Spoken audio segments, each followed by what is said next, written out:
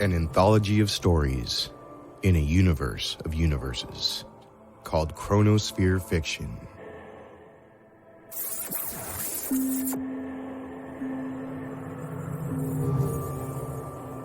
Fishbonius sound design.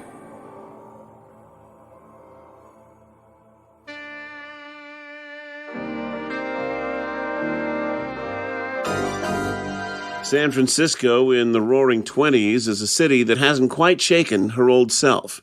Scratch the surface of civilization and out pumps the hot, chaotic blood of her Barbary Coast days.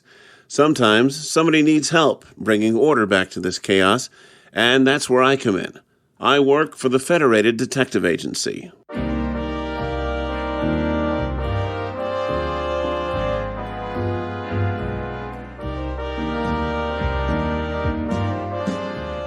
'63 Audio presents Adventures of the Federated Tech, created by Pete Lutz and Bart Slade, and dramatized from stories by Dashiell Hammett. This time, a man comes face to face with his past, and his wife gets blamed for the mess he leaves behind. Tonight's story, Zigzags of Treachery, Part 1, adapted for audio by Pete Lutz. All I know about Dr. ESTEP's death, Mr. Richmond, is the stuff I've read in the papers. Nah, the newspapers aren't always either thorough or accurate.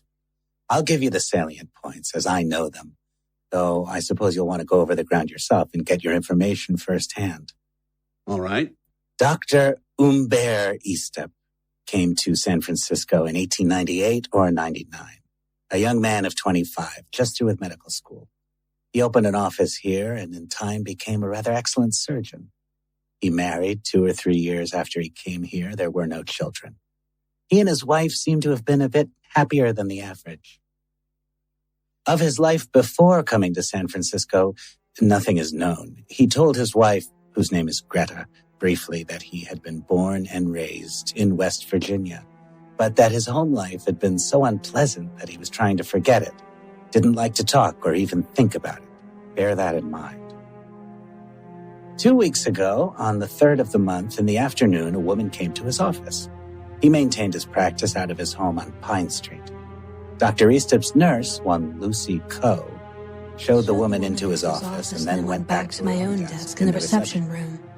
I didn't hear anything Dr. ESTEP said to the woman, but through the closed door I could hear the woman's voice now and then. There was anguish, I guess you could say, in her voice, and she seemed to be pleading with the doctor about something. No, most of the words were lost upon me, but I did hear one thing definitely. She cried, "Please, please, don't turn me away." I suppose they were in there together about 15 minutes, and then the lady left. She was sobbing into a handkerchief. The doctor said nothing to me afterward about the visitor. The next evening, while I was putting on my hat and coat before going home, Dr. ESTEP came out of his office looking very pale, as white as my uniform. He had his hat and coat on too, and carried a stamp envelope in his hand. He walked very slowly, carefully to keep from staggering. I asked him if he was ill. "Oh, it's nothing. I'll be all right in a very few minutes." With that, he left the office. I left right behind him and saw him drop the envelope into the mailbox on the corner. Then he returned to the house.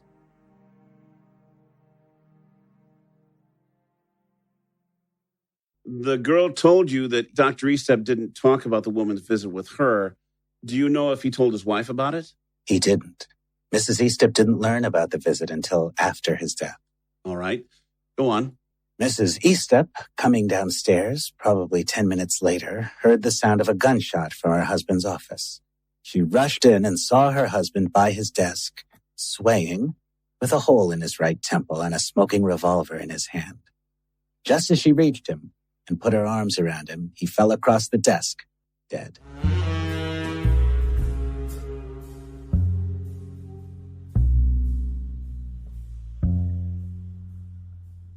Anybody else, servants for instance, able to say that Greta ESTEP didn't go into the office until after the shot? No, damn it. That's where the rub comes in. The next day's papers had accounts of Dr. ESTEP's death. And late that morning, the woman who had called upon him the day before his death came to the house. I'm Dr. ESTEP's first wife. That is to say, his legal wife. Him and me was married in Philadelphia in 1896. This here's a certified copy of our marriage record. ESTEP deserted me in Philly after only 2 years of marriage. There seems to be no reason for doubting it, as much as I'd like to. The woman has sufficient proof of her identity, that she really is the Edna Fife who married him, and my agents in the East have found positive proof that ESTEP was married and had practiced for 2 years in Philadelphia. And here is another point. Remember I told you that ESTEP told his second wife that he was born in West Virginia? The town, he said, was Parkersburg. Well, I had inquiries made there, but found nothing to show that he had ever lived there, and found ample to show that he had never lived at the address he had given his second wife. Sounds to me like all that talk of an unhappy childhood was just a scheme to dodge embarrassing questions. Yes, that's what I thought too. Did you do anything toward finding out whether the doctor and his first wife had ever been divorced? I'm looking into that now, but I hardly expect to learn that they had. But let me get on with my story. This woman, the first Mrs. ESTEP, said that she had just recently learned her husband's whereabouts and had come to see him in an attempt to effect a reconciliation. I come from back east to see if him and me couldn't patch things up between us. When I went to see him the afternoon before his death, he asked me to give him a little time to make up his mind what he ought to do. He promised to give me his decision in 2 days. My personal opinion, after talking to the woman several times, is that she had learned that he'd accumulated some money and that her interest was more in getting the money than in getting him. But that, of course, is neither here nor there. At first, the authorities accepted the natural explanation of the doctor's death, suicide. But after the first wife's appearance, the second wife, my client, was arrested and charged with murder. Yeah, the papers say the cops think now that after the first wife's visit, Dr. ESTEP told his second wife the whole story. And she, thinking that she'd been deceived all these years, worked herself up into a rage, stormed into his office after the nurse left for the day, and shot him with a revolver he always kept in his desk. Yes, I don't know, of course, just what evidence the prosecution has, but from the newspapers, I gather that the case against her will be built upon her fingerprints on the revolver, an upset inkwell on his desk, splashes of ink on her clothes, and an inky print of her hand on a torn newspaper on his desk.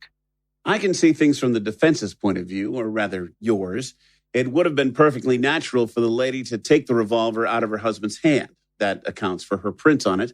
And if he fell onto the desk just as he put her arms around him, it stands to reason that his dead weight would drag her with him.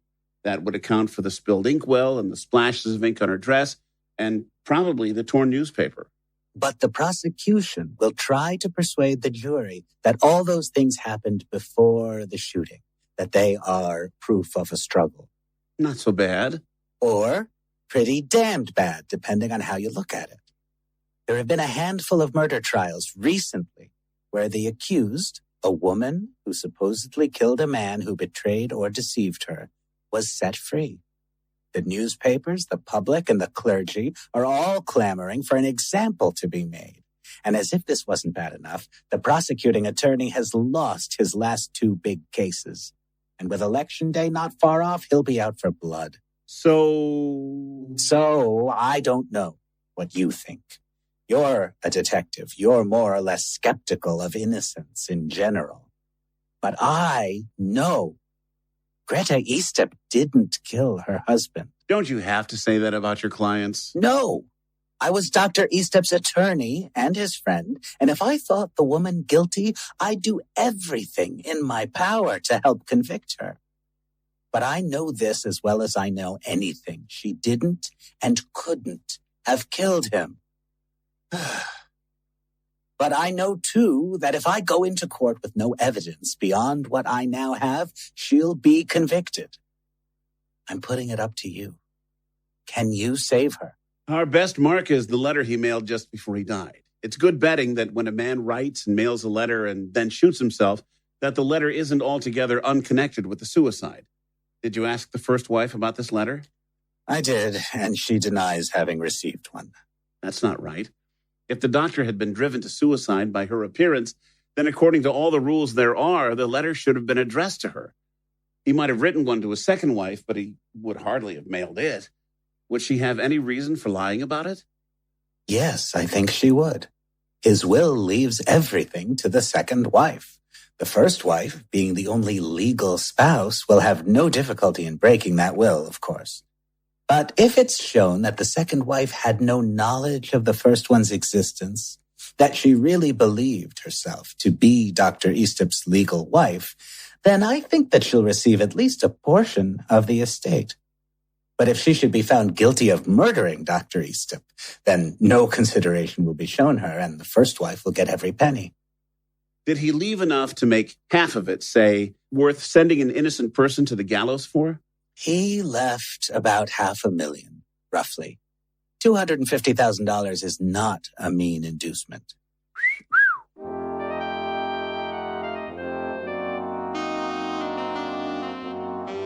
Attorney Vance Richmond and I spoke for a few more minutes about the case.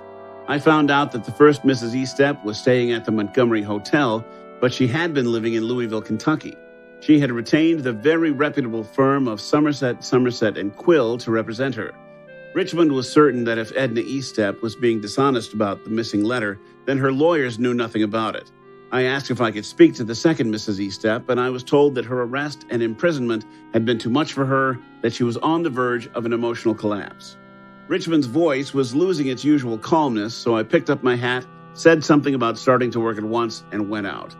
I don't like eloquence. If it isn't effective enough to pierce your hide, it's tiresome, and if it is effective enough, then it muddles your thoughts.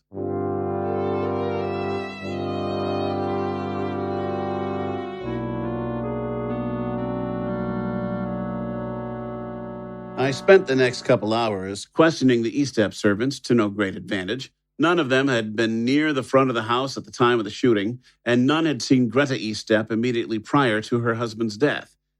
With the ESTEP end of the job cleaned up, I set out for the Montgomery Hotel, convinced that my only hope for success, barring miracles, which usually don't happen, lay in finding the letter that I believed the late doctor had written to his first wife.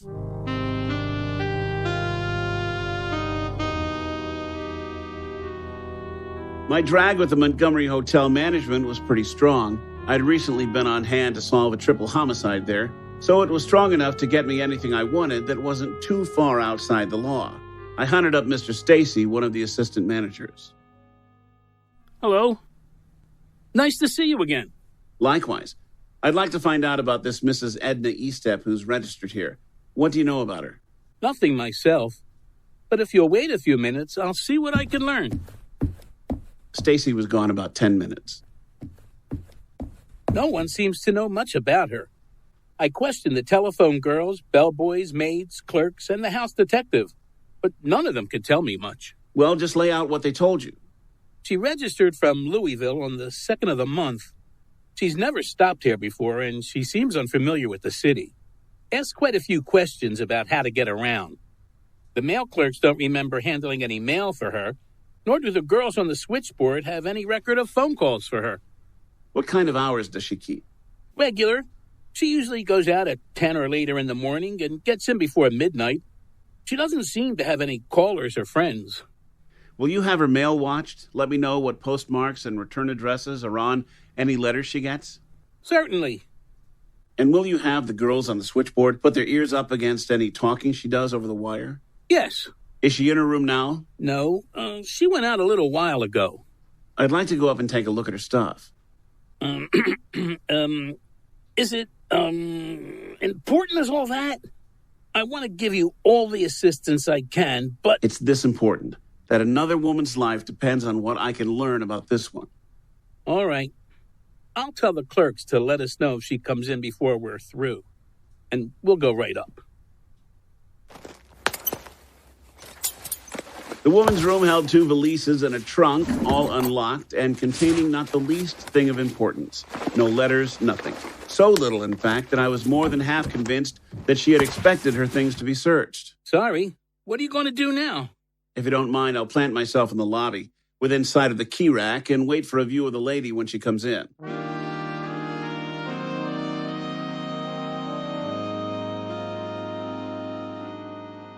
She came in at 11:15 that night, a large woman of 45 or 50, well-dressed and carrying herself with an air of assurance. Her face was hard around the mouth and chin, but not enough to be ugly. A capable-looking woman, a woman who would get what she went after.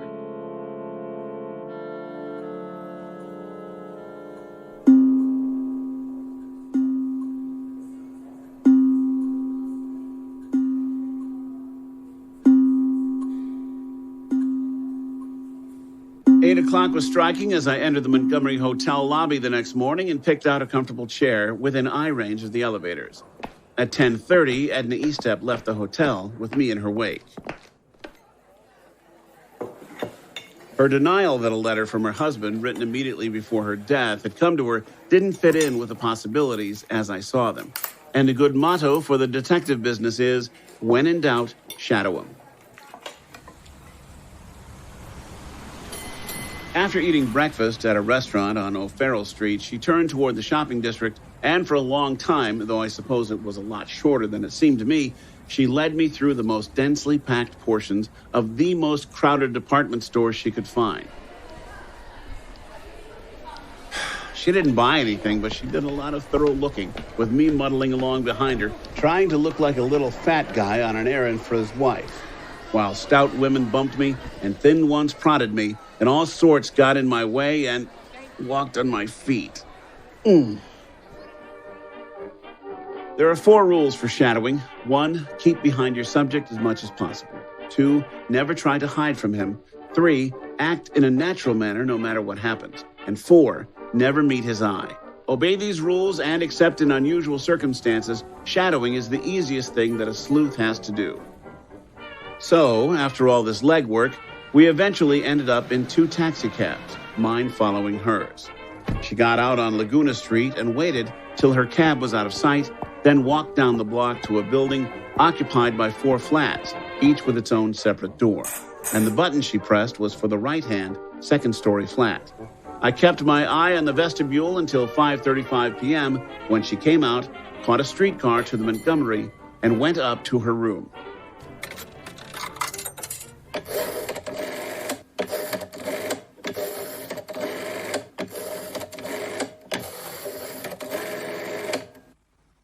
Hi, Terry, it's me. Give me the old man, okay? Thanks. Good evening. I assume you're still on the ESTEP suicide case? Yes, sir. I won't encumber you with a lot of questions. I'll wait for the report. Thank you. What can I do for you, then? Can you assign a man to learn the who and what of the occupant or occupants of a Laguna Street flat? Yes. Young Bob TEAL is idle currently. I'll detail him to the job. Thank you, sir. Here's the address.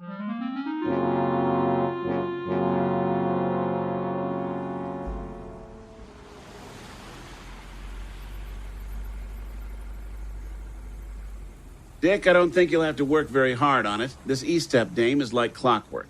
Last night, she ate dinner at the Montgomery and went to a show afterwards.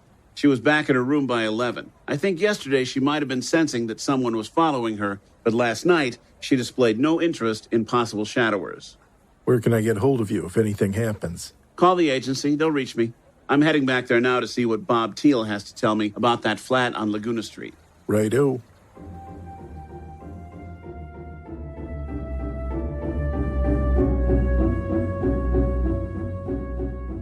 A guy named Jacob LEDWICH lives there. He's a crook of some sort, but I don't know just what. He and Wopo Healy are friendly, so he must be a crook. Porky Grout says he's an ex-bunco man who is in with a gambling ring now. But Porky would tell you a bishop was a safe cracker if he thought it'd mean $5 in his pocket. Okay. What did you find out about his routine? Well, this LEDWICH goes out mostly at night, and he seems to be pretty prosperous.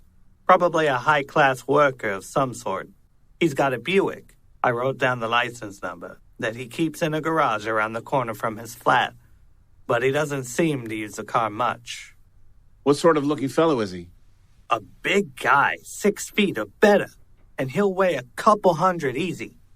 He's got a funny mug on him. It's broad and heavy around the cheeks and jaw, but his mouth is a little one that looks like it was made for a smaller man. He's no youngster, middle-aged. Suppose you tail him for a day or two, Bob, and see what he's up to. Try to get a room or apartment in the neighborhood, a place that you can cover his front door from. Can do.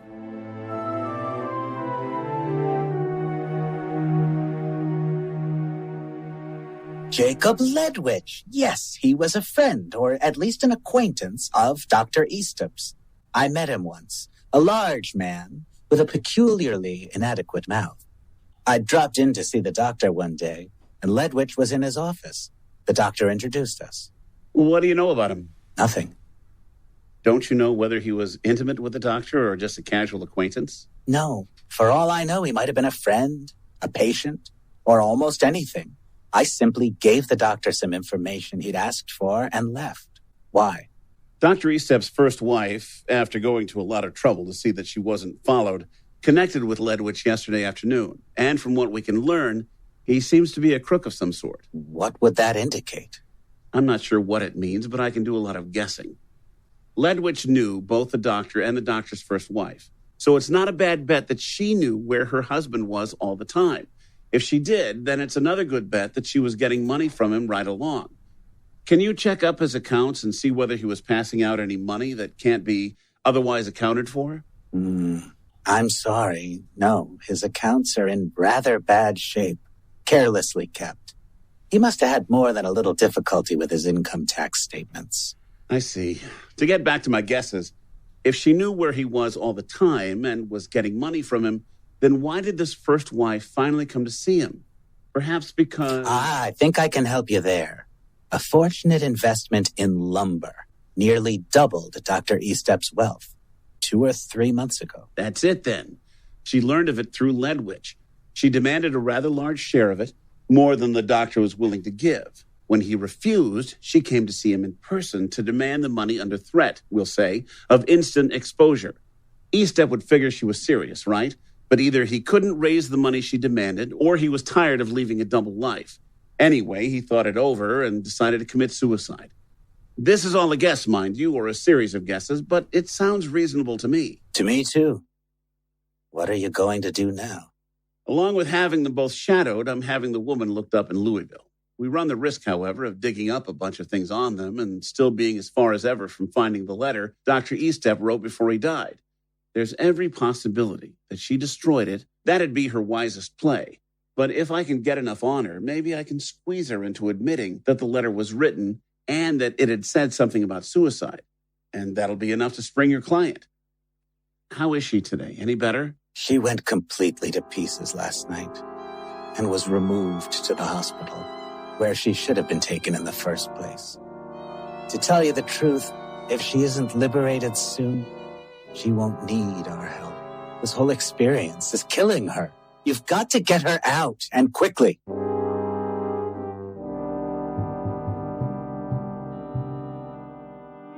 Bob TEAL had phoned in the address of the furnished apartment he'd rented by the time I returned to the office, so I hopped on a streetcar to Laguna Street, but I didn't get that far.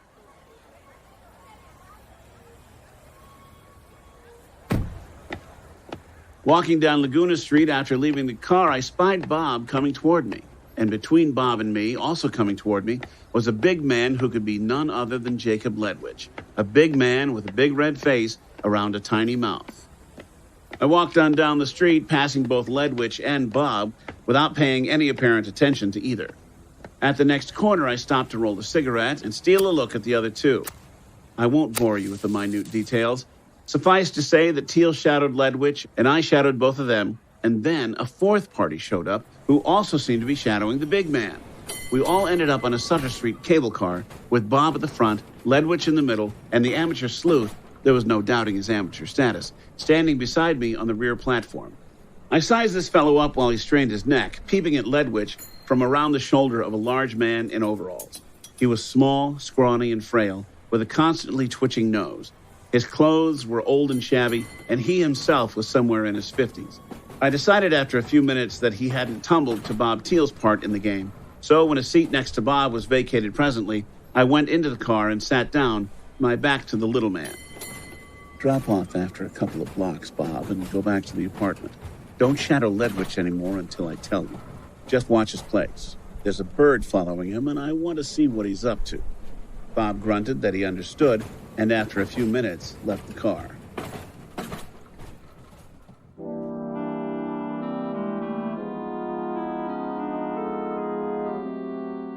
At Stockton Street, LEDWICH got off, the man with the twitching nose behind him and me in the rear. In this formation, we paraded around town all afternoon.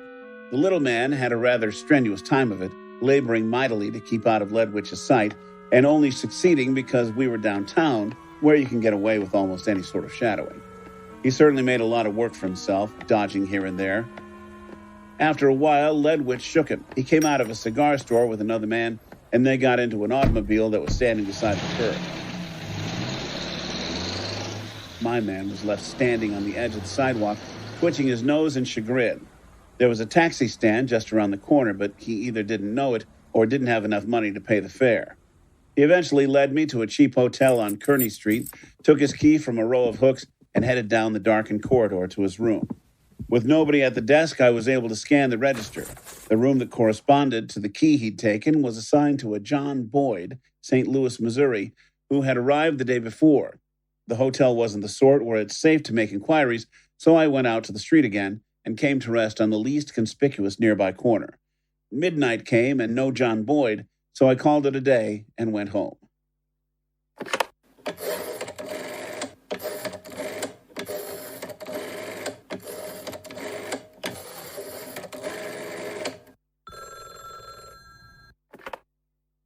Yeah? What do you have for me, Dick? Your Mrs. ESTEP did nothing of any importance all day. No mail, no phone calls. See, I told you wouldn't have to work hard. Yeah. Okay, leave off shadowing her until I solve the problem of John Boyd. Who's that? He's a fly in the ointment. He knows our man LEDWICH, and he might know EDNA ESTEP too. Boyd might turn his attention to her, and I don't want him to discover that she's being shadowed. Mm-hmm. My guess on this Boyd character is that he and Mrs. ESTEP are working together. Maybe she has him watching LEDWICH for her so the big man can't double-cross her. That's only a guess, though, and I don't gamble too much on my guesses. So what do you want me to do? So just do like Bob Teal's doing with LEDWICH. And watch her comings and goings from Montgomery. I'm off to bed.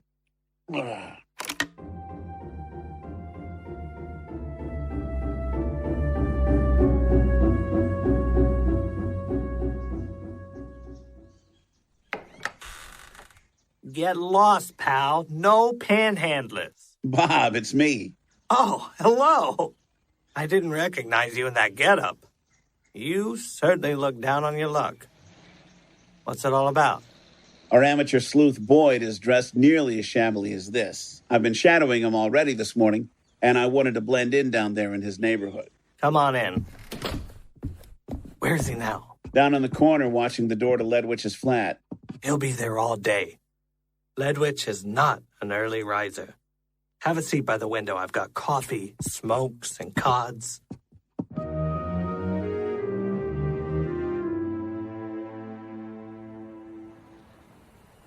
Night had just definitely settled when LEDWICH came out and started walking up toward the streetcar line.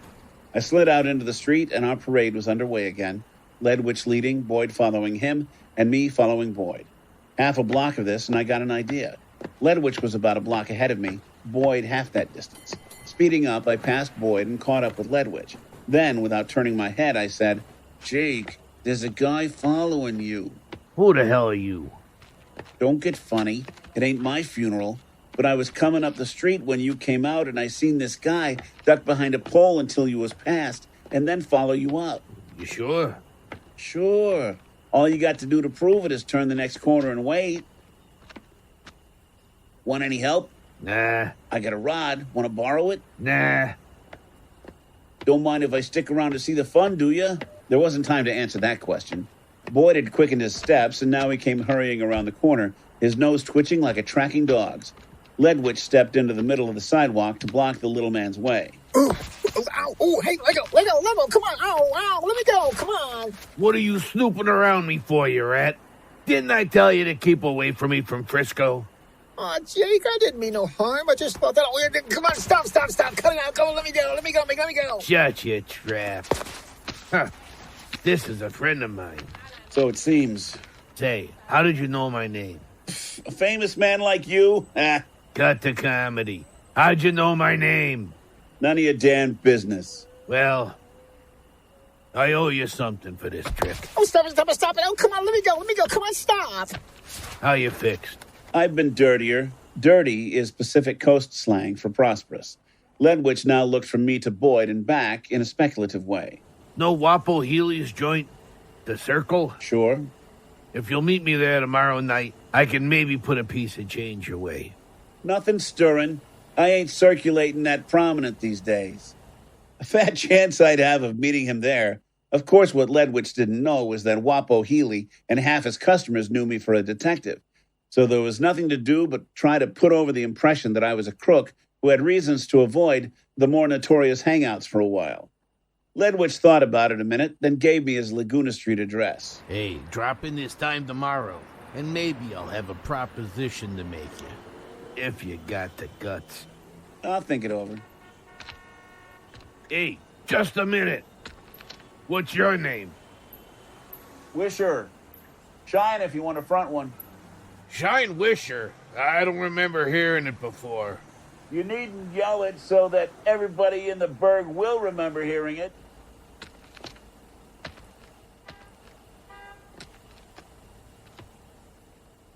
And with that, I left him, not at all dissatisfied with myself. I would have been surprised if LEDWICH had recognized the name Shine Wisher, since I'd made it up only about 15 minutes before. By tipping him off to Boyd, I'd put him under obligations to me, and had led him to accept me, at least tentatively, as a fellow crook. And by making no apparent effort to gain his good graces, I'd strengthened my hand that much more.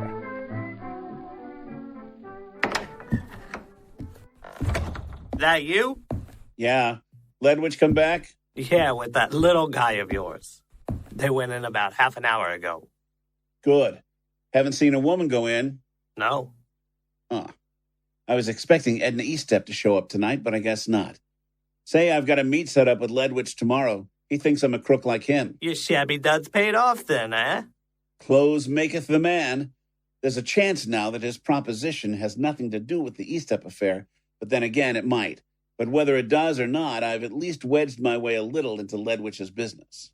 Nice work. You heading home now? No, I'll wait around with you, see if LEDWICH and Boyd make any more moves tonight. All right. It's my deal.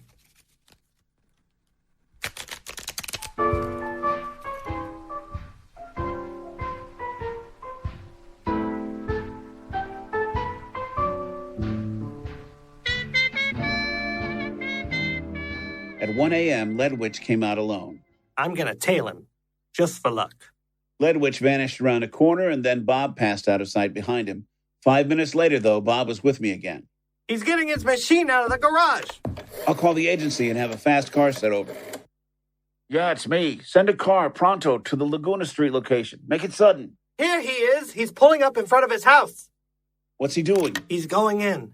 How long until that car gets here? Few minutes, they told me. Look, LEDWICH left his door open. He's coming out, and he's not alone.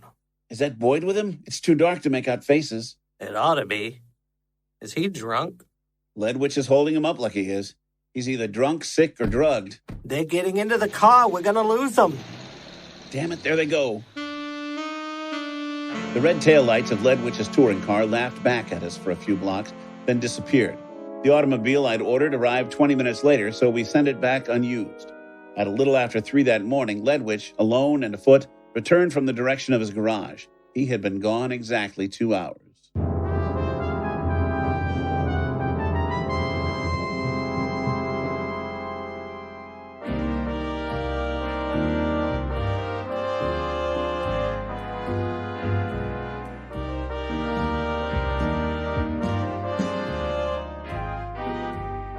You have been listening to Zigzags of Treachery, Part 1, the Season 2 premiere of Adventures of the Federated Tech. Our cast consisted of the following players: Pete Lutz as the Tech, Noah Diamond as Attorney Vance Richmond, Frank Guglielmelli as Mr. Stacey, Rachel Pulliam as Lucy Coe, Jeff Moon as Dr. ESTEP, Geri Elliff as EDNA ESTEP, Mark Kalita as Dick Foley, Jordan Bruster as Bob TEAL, Paul Arbisi as LEDWICH, John Bell as Boyd, and Joe Stofko as the Old Man. The theme and certain incidental music was composed and performed by Dr. Ross Bernhardt. Zigzags of Treachery was written by Dashiell Hammett and was published in the March 1st, 1924 issue of Black Mask magazine. Mixing and mastering were performed by Daniel French of Fishbonius Sound Design. This program was adapted by and produced under the supervision of Pete Lutz. This is Darren Rockhold speaking. Please join us next time when the Federated Tech says... The life of an innocent woman hangs in the balance, and only a letter can save her, if we find it in time. Be with us for our next episode, Part 2 of Zigzags of Treachery, coming soon from 63 Audio.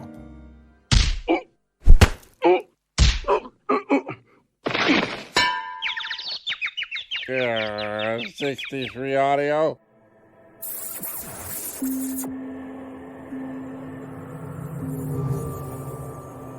Fishbonius sound design.